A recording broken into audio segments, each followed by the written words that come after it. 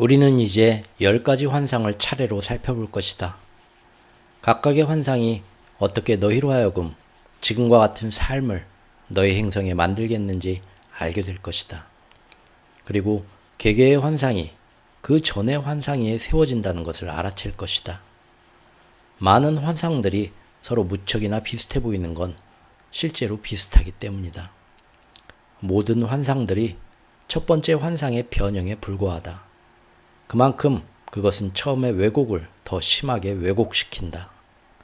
또한 각각의 새로운 환상이 바로 그 전의 환상의 결함을 고치기 위해서 만들어졌음을 알아챌 것이다.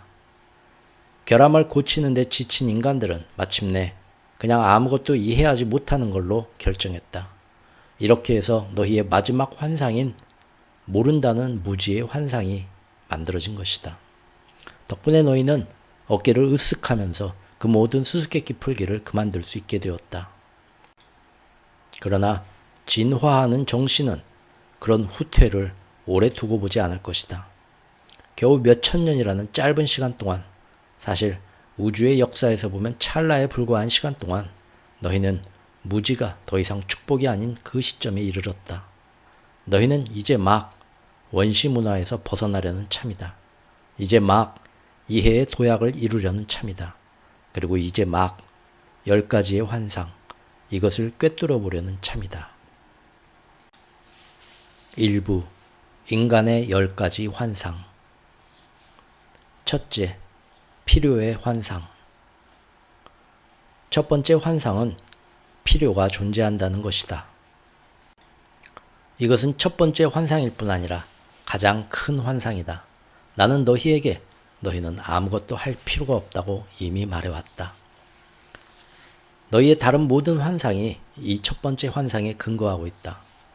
너희가 현재 살면서 체험하는 모든 것, 순간순간 느끼는 모든 것이 이 관념과 그에 관한 너희의 생각에 뿌리를 두고 있다. 그러나 우주에 필요는 존재하지 않는다. 뭔가가 필요한 건 특정 결과를 요구할 때뿐이다. 하지만 우주는 특정 결과를 요구하지 않는다. 우주 자체가 결과이기 때문이다. 마찬가지로 신의 마음에도 필요는 존재하지 않는다. 신이 뭔가를 필요로 하는 건 특정 결과를 요구할 때뿐일 것이다. 하지만 신은 어떤 특정 결과도 요구하지 않는다. 모든 결과를 낳는 존재가 바로 신이기 때문이다. 설령 신이 어떤 결과를 낳기 위해서 뭔가를 필요로 한다고 해도 대체 신은 어디서 그것을 얻겠느냐? 신 외부에 존재하는 건 아무것도 없는데 말이다. 신은 존재하는 모든 것이고 존재했던 모든 것이고 존재할 모든 것이다. 신이 아닌 것은 아무것도 없다. 신은 모든 것을 가지고 있고 따로 필요로 하는 것도 없다. 여기에서 신이라는 말 대신 삶이라는 말을 쓰면 이것을 더 잘 이해할 수 있을 것이다. 그리고 이 두 단어는 바꿔 쓸 수 있는 것이어서 그렇게 해도 의미는 같다. 그것이 너희의 이해를 높여주리라는 점만 빼고는. 신 대신 삶이라는 말을 써보자. 존재하는 어떤 것도 삶이 아닌 것이 없다. 설령 삶이 어떤 결과를 얻기 위해 뭔가를 필요로 한다고 해도 대체 삶은 어디서 그걸 얻겠는가? 삶 외부에 존재하는 것은 아무것도 없는데 말이다. 삶은 존재하는 모든 것이고 존재했던 모든 것이며 존재할 모든 것이다. 신은 지금 벌어지는 일 외에 다른 어떤 일도 벌어지는 걸 필요로 하지 않는다. 삶은 지금 벌어지는 일 외에 다른 어떤 일도 벌어지는 걸 필요로 하지 않는다. 우주는 지금 벌어지는 일 외에 다른 어떤 일도 벌어지는 걸 필요로 하지 않는다. 이것이 만물의 본성이다. 너희가 상상하는 방식이 아니라 이것이 바로 세상의 이치이다. 너희가 상상 속에서 만들어낸 이 필요라는 발상은 살아남기 위해서 여러 가지가 필요하다는 너희의 체험에서 나왔다. 그러나 너희가 살든 죽든 생명은 삶은 영원히 계속되니 너희가 딱히 죽음에 개의치 않는다고 생각해보라. 그럴 때 너희가 무엇을 필요로 하겠느냐? 전혀 아무것도 필요하지 않을 것이다. 그리고 너희가 살지 않는 건, 영원히 살지 않는 건 불가능하다고 생각해보라. 그럴 때 너희가 무엇을 필요로 하겠느냐? 전혀 아무것도 필요하지 않을 것이다. 이것이 너희에 관한 진실이고 너희에 관한 진실은 이렇다. 너희가 살아남지 않기란 불가능하다. 그래서 너희는 살지 않을 수 없다. 그것은 너희가 살 것인가 말 것인가의 문제가 아니라 어떻게 살 것인가의 문제다. 다시 말해 어떤 형상을 취하고서 어떤 체험을 할 것인가의 문제다. 너희에게 다시 한번 말하노니 너희가 생존하는 데 필요한 것은 아무것도 없다. 너희의 생존은 영원히 보장되어 있다. 나는 너희에게 영원한 생명을 주었고 한 번도 그것을 빼앗지 않았다. 이런 이야기를 들으면 너희는 이렇게 말할 것이다. 맞습니다. 하지만 생존하는 것과 행복한 것은 다른 문제죠. 물론 행복하게 생존하기 위해서는 뭔가가 필요하다고 여길 수도 있다. 특정 조건에서만 행복해질 수 있는 거라고 여길 수 있다. 이것은 전혀 사실이 아니지만 너희는 그것이 사실이라고 믿어왔다. 그런데 믿음이라는 것은 체험을 낳으니 너희는 이런 식으로 삶을 체험해왔고 따라서 너희의 신도 이런 식으로 삶을 체험하리라고 너희가 상상해왔다. 그러나 너희에게 이것이 진실이 아니듯이 신에게도 그것은 진실이 아니다.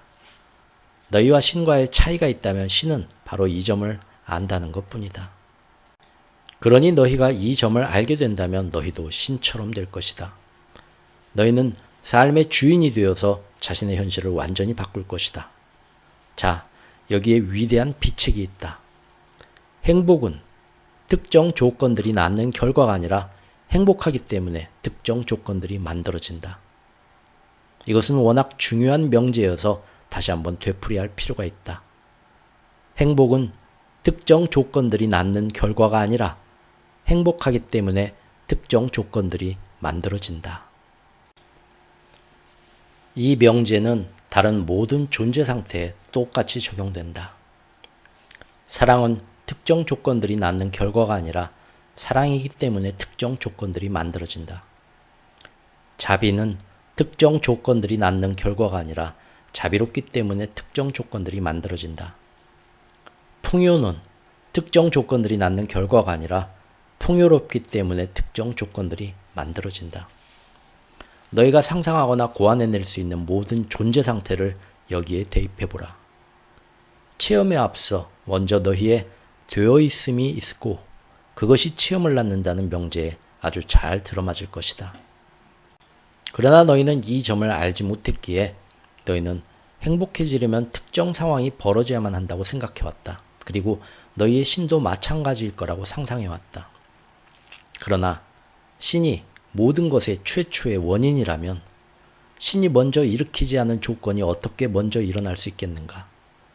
게다가 신이 전능하다면 신이 일어나기를 바라지 않는 일이 어떻게 일어날 수 있겠는가? 어떻게 신이 멈출 수 없는 일이 일어날 수 있는가? 게다가 신이 그것을 멈추지 않으려 한다면 그것 자체도 신이 하려는 일이 아니겠는가? 물론 그것도 신이 하려는 일이다. 그렇다면 신은 왜 자신을 불행하게 만들 조건들을 일어나게 하는가? 여기에 바로 너희가 받아들일 수 없는 대답이 있다. 그렇다. 어떤 것도 신을 불행하게 하지 않는다. 너희는 이 대답을 믿지 못할 것이다. 왜냐하면 그것은 필요로 하는 것도 없고 심판하지도 않는 신을 믿으라고 너희에게 요구하는 것인데 너희는 감히 그런 신을 상상도 할 수 없기 때문이다. 그리고 너희가 그런 신을 상상할 수 없는 건 그런 인간을 상상할 수 없기 때문이다. 너희는 자신이 그렇게 살 수 있다고 믿지 않는 데다가 너희보다 더 위대한 신을 상상할 수도 없는 것이다. 하지만 너희 자신도 그런 식으로 살 수 있다는 것을 이해할 때 너희는 그때 가서야 비로소 신에 관해 알아야 할 모든 것을 알게 될 것이다. 그러면 그때 가서 너희는 너희의 두 번째 평가도 옳았다는 것을 알게 될 것이다. 바로 신은 너희보다 더 위대하지 않다는 그 평가가. 어떻게 신이 그럴 수 있냐고? 왜냐하면 신이 너희이고 너희가 신이니까. 너희는 자신이 생각하는 것보다 위대하다. 성각자는 이것을 안다. 이것을 아는 성각자들이 지금 이 순간 지구 위를 걸어다니고 있다. 전통과 종교와 문화는 서로 다르지만 그들은 모두 한 가지 공통점을 가지고 있다. 어떤 것도 성각자들을 불행하게 만들 수 없다는 공통점을. 너희 원시 문화의 초기에는 인간들 대부분이 이런 깨달음의 경지에 이르지 못했다. 그들의 유일한 바램은 불행이나 고통을 피하는 것이었다. 고통이 반드시 불행을 낳지는 않는다는 것을 이해하기에는 그들의 인식이 너무 한정되어 있었다. 그래서 그들은 나중에 쾌락 욕구 원칙이라고 표현되는 것을 중심으로 삶의 전략을 세웠다. 그렇게 그들은 쾌락을 가져다주는 것으로 다가갔고 쾌락을 빼앗는 것 또는 고통을 일으키는 것으로부터는 달아났다. 이렇게 해서 너희에게 첫 번째 환상인 필요가 존재한다는 발상이 태어났다. 아마도 이것을 일컬어 최초의 실수라고 칭해도 좋을 것이다. 하지만 필요는 존재하지 않는다. 그것은 허구다. 행복은 앞에서도 말했듯이 마음의 상태이고 존재 상태이니 너희가 행복해지기 위해 필요한 것은 사실 아무것도 없다. 이 점을 초기의 인간들은 파악할 수가 없었다. 그들은 행복해지려면 어떤 것이 필요하다고 느꼈기에 삶 전체에도 같은 것이 적용될 거라고 가정했다. 이 가정 속에는 그들이 위대한 힘으로 이해하게 된 삶의 부분들도 포함되었다. 이 위대한 힘은 후세에 이르러 알라, 야훼, 여호와, 하느님 같은 다양한 이름으로 지칭되면서 살아있는 너희 같은 존재로 개념화되어 왔다. 초기 인간들이 자신보다 더 위대한 어떤 힘을 상상하는 것은 그리 어렵지 않았다. 사실 그들은 그렇게 할 수밖에 없었다. 그들로서는 전혀 통제가 안 되는 상황들을 설명할 필요가 있었던 것이다. 여기서의 실수는 신 같은 것, 즉 존재 전체에 결집된 힘과 결집된 에너지 같은 것이 있다고 가정하는 데 있지 않고 이 절대 권능과 완벽 에너지가 어쨌든 무언가를 필요로 한다고 생각한 데 있었다. 즉 신도 행복하거나 만족하려면 혹은 완벽해지거나 실현되려면 어느 정도는 누군가 혹은 무엇인가에 의존해야 한다고 너희는 생각했던 것이다. 그러나 이것은 잘 들어보면 충만한 존재가 충만하지 않다는 얘기고 충만하게 만들려면 무언가가 필요하다고 말하는 것과 같은 모순이다. 그것은 의미상의 모순이다. 하지만 그들은 이 점을 볼 수 없었다. 그리고 오늘날에도 많은 이들이 완전 무결하고 전지전능한 신이 무언가를 필요로 한다는 식으로 생각하면서 이 점을 보지 못하고 있다. 이런 의존적인 신의 창조에서 신이 무언가 숨겨진 일정을 가지고 있다는 너희의 문화 이야기가 태어났다. 다시 말해 신이 행복해지기 위해서는 신이 일어나기를 원하고 필요로 하는 일들이 있고 그것이 일어나야만 한다는 방식이 있다는 것이다. 인간들은 이 문화 이야기를 당신 뜻대로 하옵소서란 표현으로 구체화되는 신화로 전락시켰다.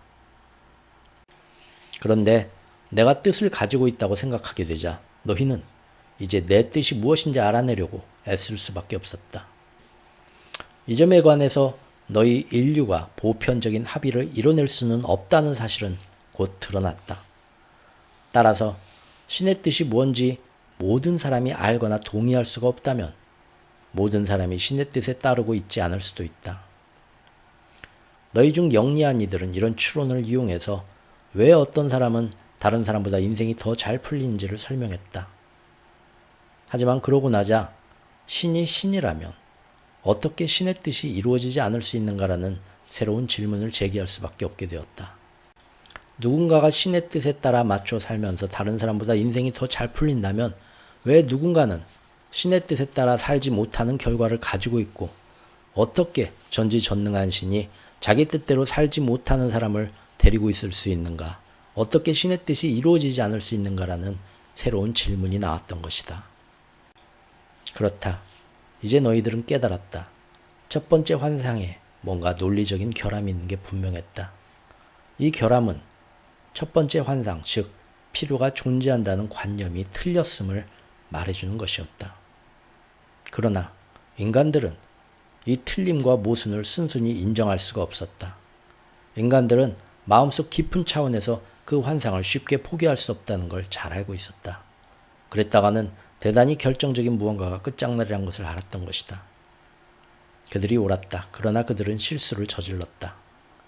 환상을 환상으로 보고 그것을 원래 목적에 맞게 이용해야만 했는데 그 결함을 고쳐야 한다고만 생각했다. 이렇게 해서 첫 번째 환상, 필요의 환상의 이 결함을 모순적 결함을 고치기 위해서 너희들은 두 번째 환상을 만들어냈다. 둘째, 실패의 환상. 두 번째 환상은 실패가 존재한다는 것이다. 신의 뜻이 이 지상에서 이루어지지 않을 수도 있다는 발상은 만약에 신에게 뜻이 있다고 가정한다면 말이다. 그것은 신에 대한 너희의 모든 견해, 즉 신은 전지전능하고 무소부재하며 지구의 존재이자 창조주라는 그런 견해와 정면으로 충돌하는 개념이었지만 그럼에도 너희는 그 발상을 열렬히 받아들였다. 이것은 전혀 그럴듯하지는 않지만 대단히 강력한 환상, 즉 신이, 그 전지전능한 신이 실패할 수도 있다는 그런 이상한 환상을 낳았다.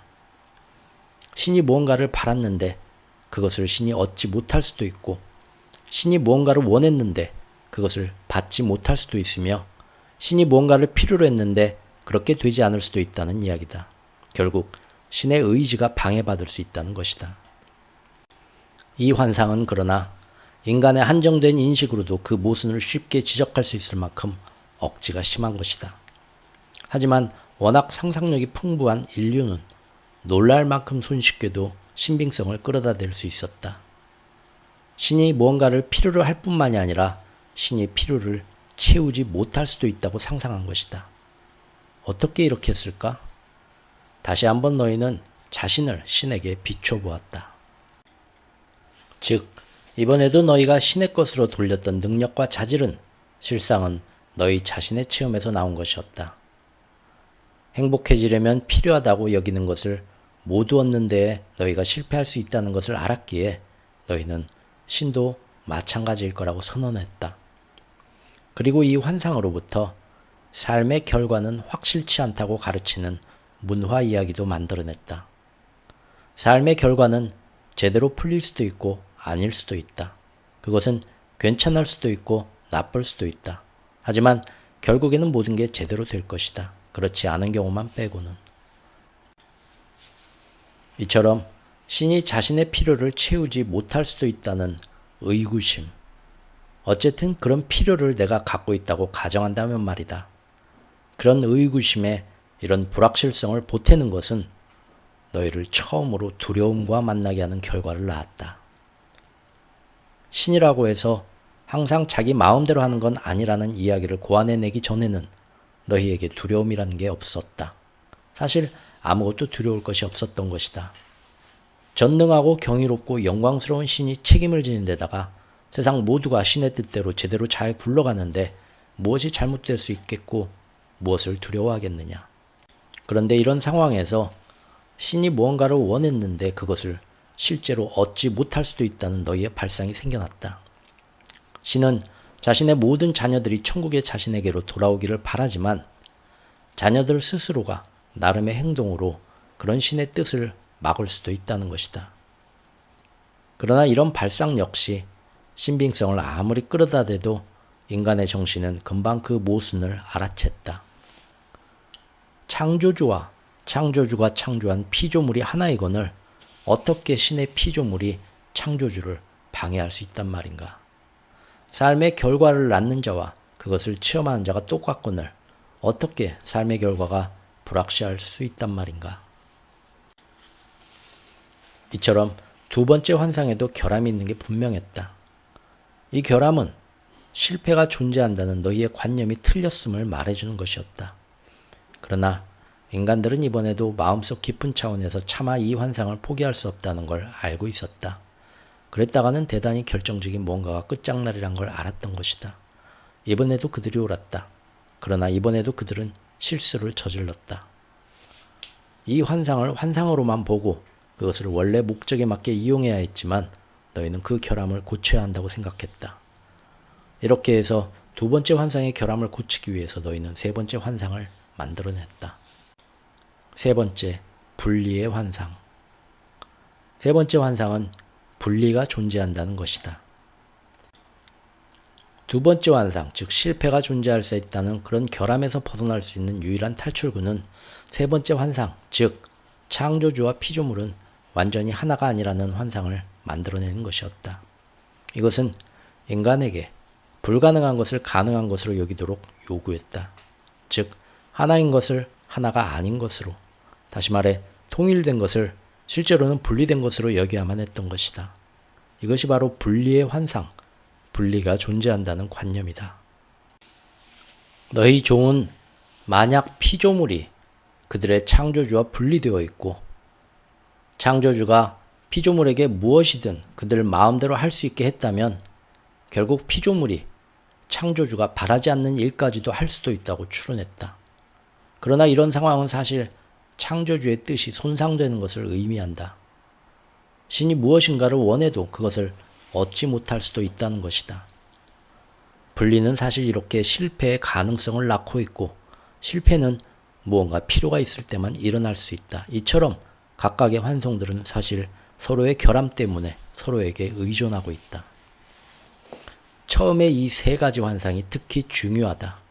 이 환상들은 워낙 중요하고 나머지 환상을 유지해주는 핵심이었기 때문에 이것을 설명하기 위해서 또 분명하게 자주 설명될 수 있도록 하기 위해서 각각의 문화 이야기들이 만들어졌다.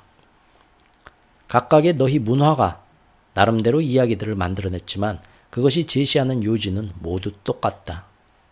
그 중에서도 가장 유명한 것이 아담과 이브의 이야기이다. 신은 최초의 남자와 최초의 여자를 창조하여서 낙원인 에덴 동산에서 행복하게 살게 했다. 그들은 거기에서 영생을 누렸고 신과 교감했다.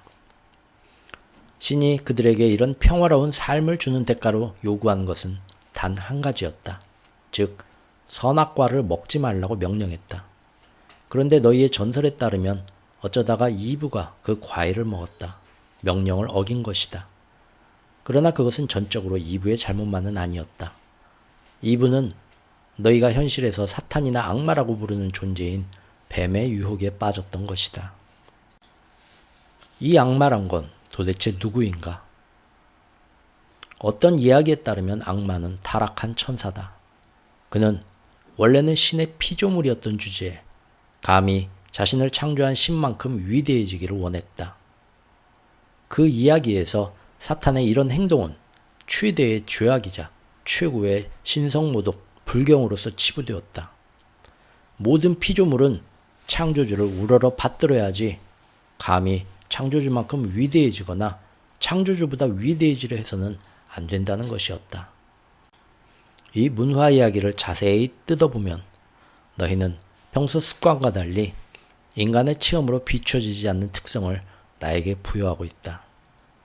인간은 사실 자기 자손이 자신만큼, 아니 자신보다 위대해지기를 바란다. 모든 건강한 부모의 가장 큰 기쁨은 아이들이 자라서 자신의 위치까지 이르고 다시 그것을 넘어서서 자신의 업적을 능가하는 것을 보는 것이다. 그런데 너희가 말하기를 신에게는 거꾸로 이것이 불경스럽고 몹시 화나는 일이 된다. 그래서 신은 타락한 천사인 사탄을 무리에서 떼어내 내치고 멀리하면서 저주했다. 그러자 갑자기 신과 사탄이라는 두 가지 힘이 궁극의 실제로서 존재하게 되었다. 즉 그들이 다스리는 두 공간인 천국과 지옥과 함께. 이 이야기는 더욱더 흥미롭게 발전하여서 사탄들은 인간들을 유혹해서 신의 뜻을 거스르게 만들고 싶어하니 이제 신과 사탄은 인간의 영혼을 두고서 다투게 되었다. 그런데 재미있는 건 이 싸움에서는 신이 질 수도 있다는 점이었다. 결국 너희의 이 모든 이야기는 내가 전능한 신이 아니거나 전능하긴 하지만 사탄에게도 공평한 기회를 주고 싶어서 내 힘을 일부러 사용하지 않는다고 말하고 있다. 아니면 사탄에게 공평한 기회를 주기 위해서가 아니라 인간에게 자유의지를 주기 위해서든지. 다만 나는 내가 용납하지 않는 방식으로 너희가 자유의지를 행사한 탓에 이제 너희를 영원히 괴롭힐 사탄에게 너희를 넘기는 경우만 빼고서 말이다. 너희 행성에서는 이러한 너희의 문화 이야기가 종교 교리로까지 성장했다. 그리고 이 이야기는 이토록 심하게 뒤죽박죽 되어 있다.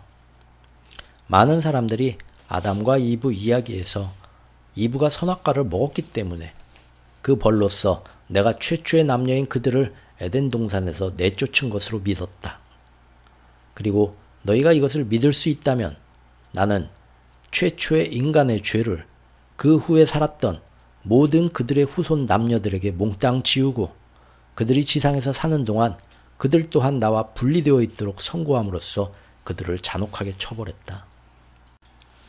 이 이야기와 똑같이 채색된 다른 이야기들을 통해서 이 처음의 세 가지 환상은 특히 아이들에게 쉽게 잊을 수 없는 극적인 형태로 전달되었다. 이런 이야기는 워낙 성공적으로 아이들의 마음에 공포를 심어놓아서 새로운 세대에도 계속해서 되뇌어지곤 했다.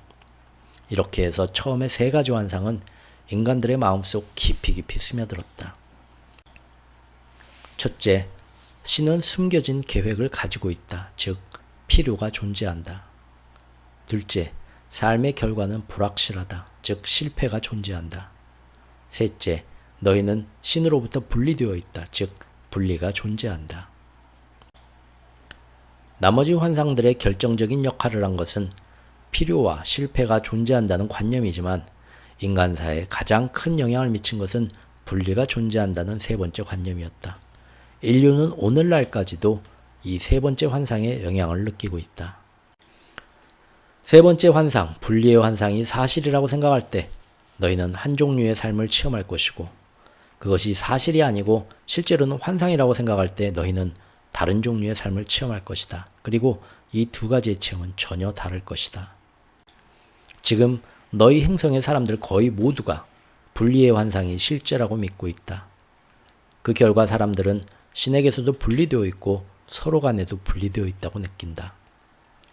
나에게서 분리되어 있다고 느끼는 탓에 사람들이 뭔가 의미 있는 방식으로 나와 관계하는 것은 극도로 어렵다.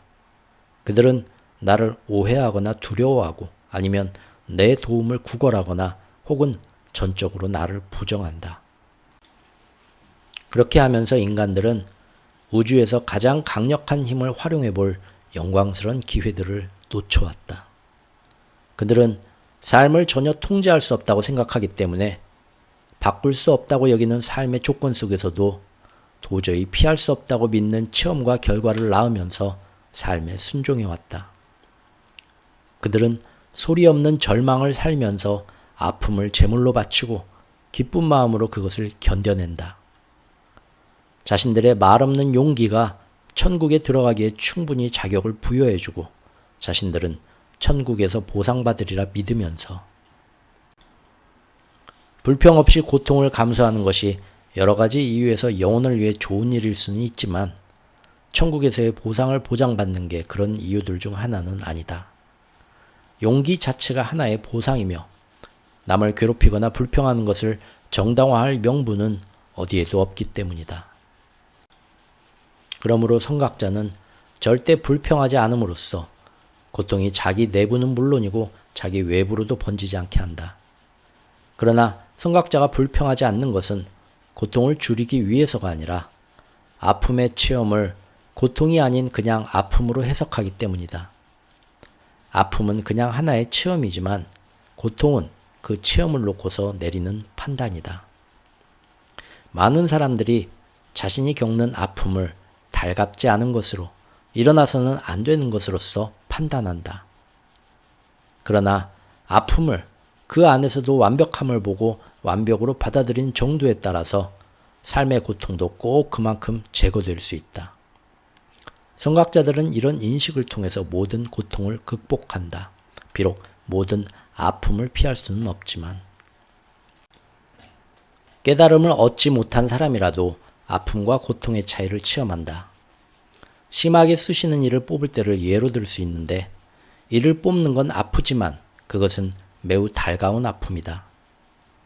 인간이 고통을 끝내기 위해서든 아니면 다른 목적을 위해서든 나를 활용하고 나를 불러내고 나와 친구가 되고 내 창조력과 치유력을 활용하지 못하는 건 바로 나와 분리되어 있다고 느끼기 때문이다.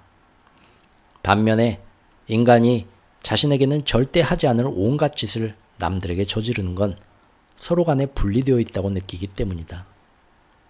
그들은 남들에게 하는 것이 바로 자신에게 하는 것과 같다는 사실을 보지 못함으로써 자신의 일상생활과 행성 체험에서 반갑지 않은 결과들을 되풀이해서 낳고 있다.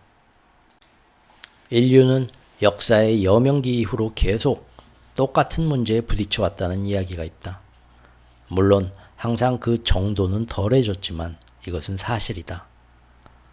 너희 종의 구성원들은 지금도 여전히 탐욕과 폭력, 질투 등 누구에게도 이롭지 않은 행동을 연출하고 있다. 하지만 이제 그런 행동을 하는 사람은 소수다. 이것은 너희가 진화하고 있음을 보여주는 표시다.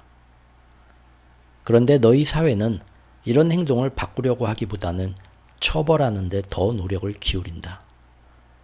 처벌이 그런 행동을 바로잡아 줄 것이라 생각한다.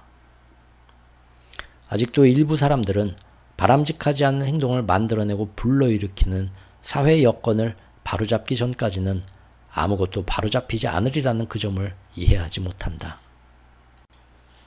참으로 객관적인 한 분석이 이 점을 증명하고 있지만 그럼에도 많은 사람들은 그 증거를 무시하고 여전히 사회 문제를 야기한 바로 그 에너지를 가지고 그 문제를 해결하려고 애쓴다. 그들은 살인으로 살인을 끝내려 하고 폭력으로 폭력을 종식하려 하며 분노로 분노를 진압하려 한다. 이렇게 하면서 자신의 위선을 보지 못하기에 그들 스스로 위선을 저지르고 만다. 처음에 세 가지 환상을 환상으로 인정할 때 비로소 너희는 모든 생명의 하나됨을 부정하기를 그만두고 너희 행성의 생명체 파괴를 중단할 것이다.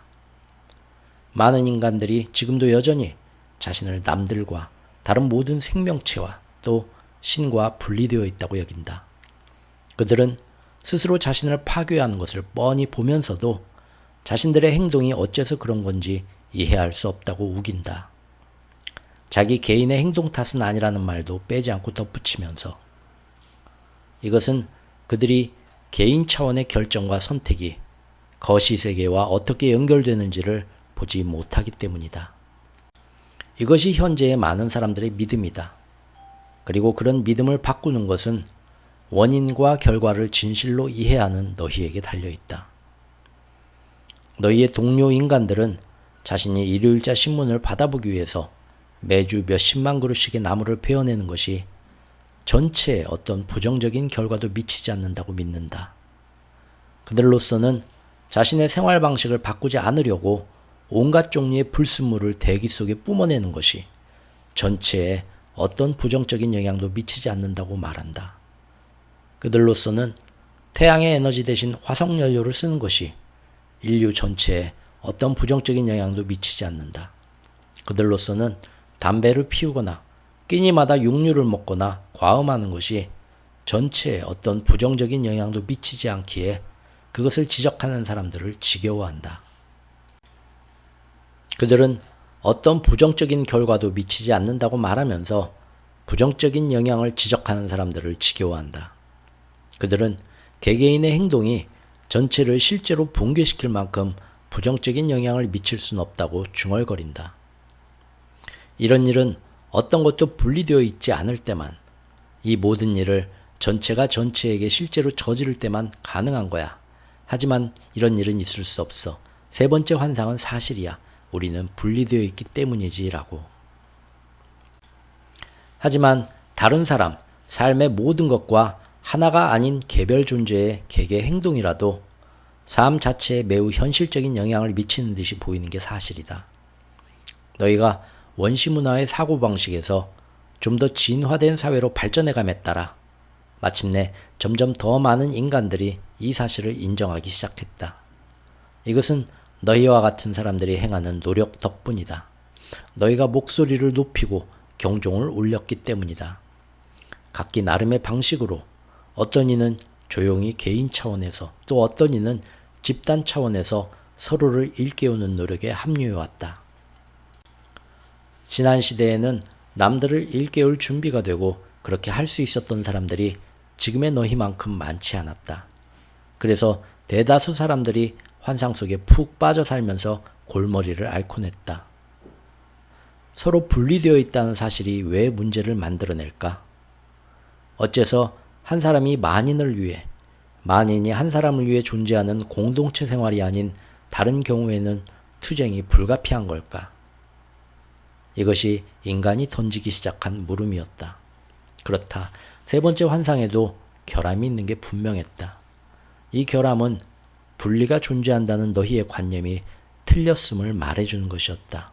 그러나 인간들은 마음속 깊은 차원에서 그 환상을 포기할 수 없다는 걸 알고 있었다. 그랬다가는 대단히 결정적인 무언가가 끝장날이란 것을 알았던 것이다.